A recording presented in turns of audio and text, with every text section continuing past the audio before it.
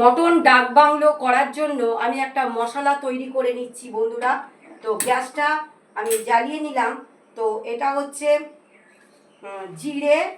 জিরেটা আগে হচ্ছে শুকনো লঙ্কা দিয়ে দিলাম। শুকনো লঙ্কাটা একটু ভাজতে সময় চলে যায় তাই। তো এটা জায়ফল ঘষে নিয়েছি বন্ধুরা, এটা ভাজবো না। তো জায়ফলটাকে আমি ঘষে নিয়েছি। আর জয়িত্রী আছে, দারচিনি আছে, লবঙ্গ আছে, ছোট এলাচ আছে, আর গোলমরিচ আছে, আর সাদা জিরে আছে। এই কটা আমি ভালো করে ভেজে মশলাটাকে ভালো করে গুঁড়ো করে নেবো বন্ধুরা। এটাই হচ্ছে মেন মশলা মটন ডাক বাংলো বানানোর জন্য।